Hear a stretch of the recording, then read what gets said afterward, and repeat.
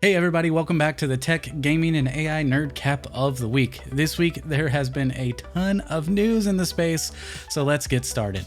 First up, Sony has released a significant update for the PlayStation Portal, including cloud streaming capabilities for select PS5 games. Previously, the device required a direct connection to a PS5 console over Wi-Fi, and with this update, PlayStation Plus premium subscribers, yes, you have to subscribe, can now stream from the PlayStation Plus game catalog directly to their PlayStation Portal, eliminating the need for a physical console. This is actually really freaking cool, but the beta version of this feature supports streaming up to 1080p resolution and 60 frames per second with a recommended internet speed of at least 13 megabits per second for optimal performance. While some functionalities such as game trials and party voice chat are currently unavailable during the beta phase, this development marks a significant step towards a more flexible and accessible gaming experience. This is actually really cool. I always thought it was really weird that you actually needed a PlayStation to use the device, but Sony has definitely seen the light at the end of the tunnel where a lot of users have been wanting this feature, so I'm really glad that they released it. Next up on the list, we have Apple, which is in another lawsuit. Surprise! A UK consumer rights group has filed a lawsuit against Apple alleging that the company forces its customers to use its iCloud services. The lawsuit claims that Apple's practices are anti-competitive and harm consumers by limiting their choice for cloud storage solutions. If successful, this legal action could result in Apple facing a penalty of nearly $3.8 billion. Coming from somebody with experience with Apple products and their ecosystem, if you try and branch out of it, it is definitely way harder. So hopefully this lawsuit brings about some positive change for its users and allows us to basically branch out of the ecosystem a little bit easier. AI music generator Suno has launched its 4th version, marking what is described as a new era of AI music generation. This update introduces features like lyrics by Remy for enhanced songwriting and personas to maintain consistent vocal styles across tracks. Notably, V4 offers improved audio quality and the ability to remaster songs created with earlier versions, which is pretty cool. And despite facing a lawsuit from major record labels for allegedly using copyrighted music without authorization, Suno's user base has grown to 25 million, up from 10 million earlier this year.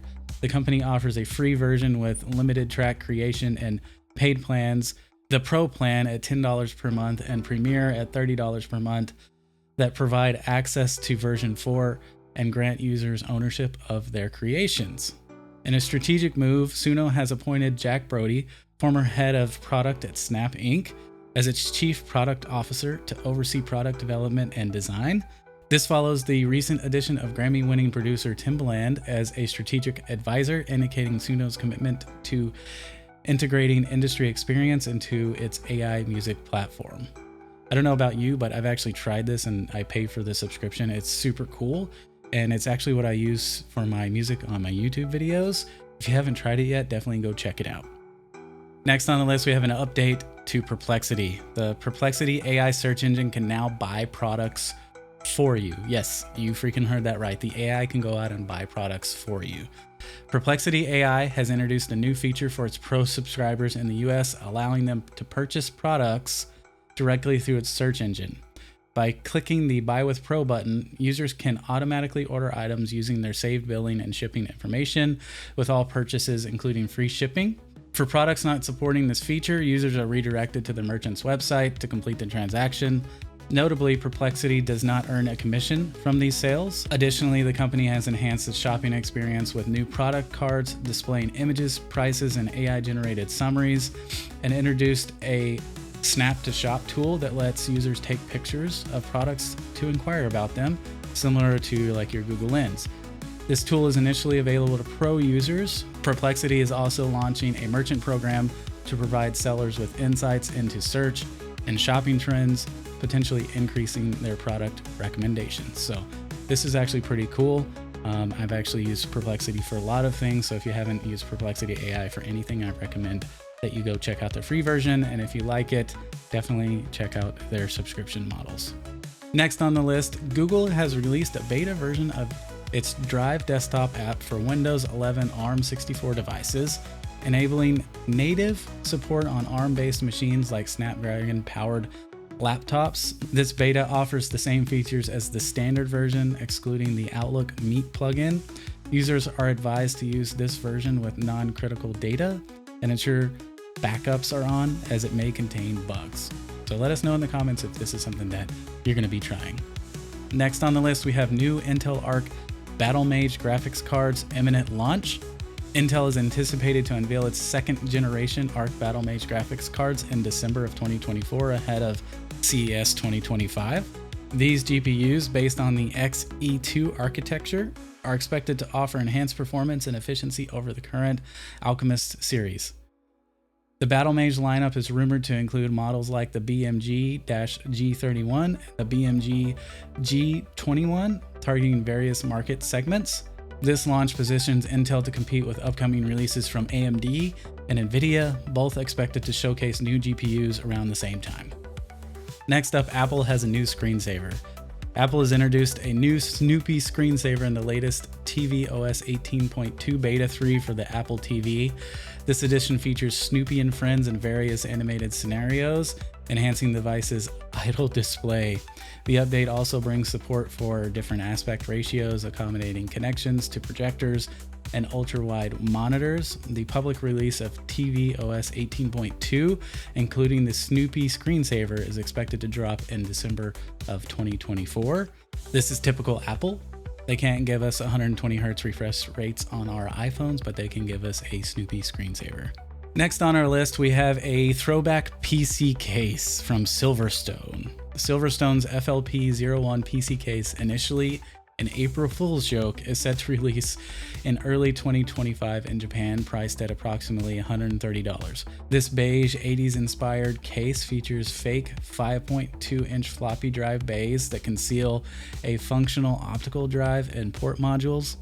At an expo in 2024, Silverstone showcased this case, showing modern components including the RTX 4060, the Intel 256K, demonstrating its compatibility with full-size ATX motherboards and power supplies.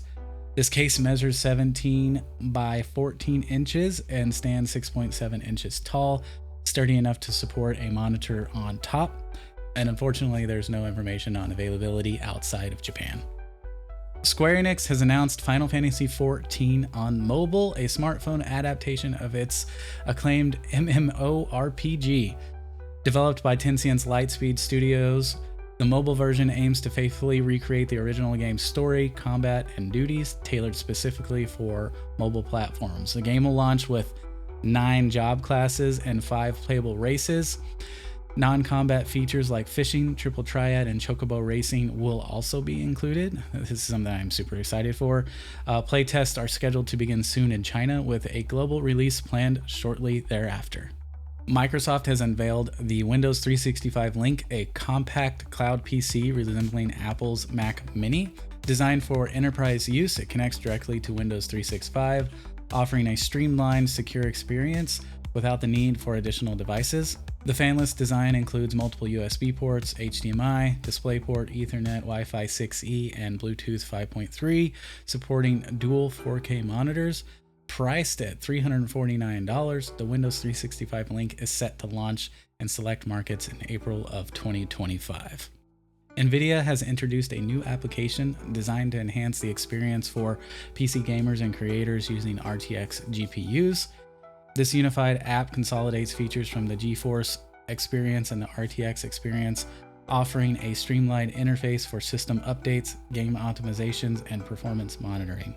Notable features include AI-powered filters for game enhancement, an in-game overlay for recording, and performance monitoring tools. NVIDIA claims that the app is 50% more responsive than its predecessor. It also integrates various NVIDIA tools such as GeForce Now for cloud gaming, NVIDIA Broadcast for AI-enhanced streaming, and NVIDIA Canvas for content creation. Now, if you're like me, I've been testing this in the beta form for a while now, and it's worked really, really well. I came from the GeForce experience and the RTX experience. It definitely works a lot better. There still are some quirks, but now that it is out of beta, are you going to be using it? NVIDIA has launched a new social media channel dedicated to showcasing AI applications for RTX PC.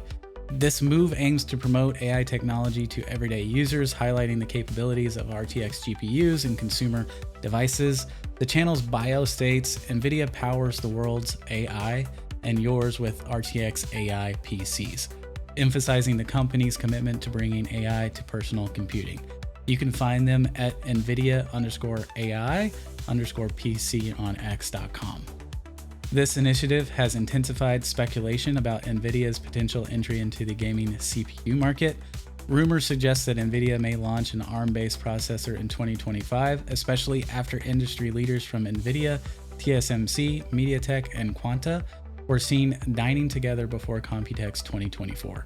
Such collaborations could indicate plans to produce consumer AI CPUs, positioning NVIDIA as a new competitor in the processor market alongside Intel, AMD, Qualcomm, and Apple.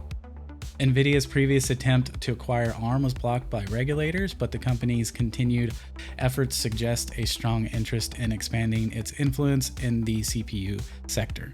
The launch of the NVIDIA AI PC channel further underscores NVIDIA's strategy to replicate its data center AI success in the consumer space.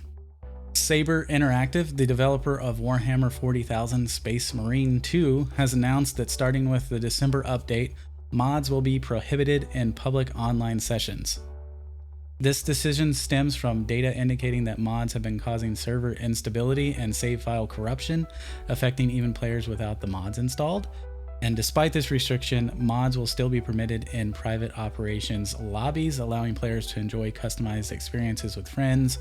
Additionally, Saber Interactive plans to release official modding tools to facilitate the creation and implementation of mods, demonstrating their commitment to supporting the modding community while ensuring a stable gaming environment for all players. This is actually a win. I think this is really cool that they're doing that. They're still allowing you to do it, just not online. Next up, we have Royole Technologies, the Chinese company that introduced the world's first commercially available foldable smartphone, the Flex Pi, in 2018, has been declared bankrupt. Despite pioneering flexible display technology and launching innovative products like the world's thinnest full-color flexible display and a curved car dashboard based on flexible electronics, Royole struggled financially. An investigation revealed that the company's assets were insufficient to cover its debts, leading to the bankruptcy declaration. Prior to making this video, I hadn't heard of this company at all, but it's definitely super awesome. I'm glad that they were able to invent this technology that we have now today. It sucks that they're bankrupt, but that's how business goes.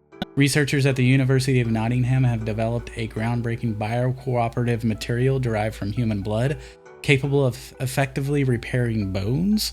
The innovation utilizes synthetic peptides that, when combined with a patient's blood, form a material mimicking the body's natural healing processes. The resulting substance can be easily assembled, manipulated, and even 3D printed, maintaining essential functions like platelet activity and growth factor generation.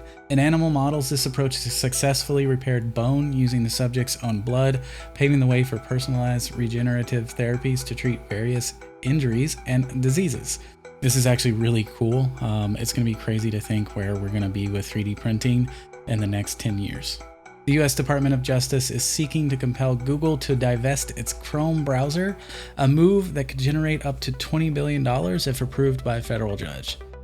This action follows a ruling given to Google in August, which found that Google had unlawfully monopolized the search market. The DOJ's proposal aims to address concerns over Google's dominance in search and advertising, as Chrome holds a 61% share of the US browser market. Chrome has obviously criticized the DOJ's approach, labeling it as a radical agenda that could harm consumers and technological innovation. It's going to be interesting to see how this turns out.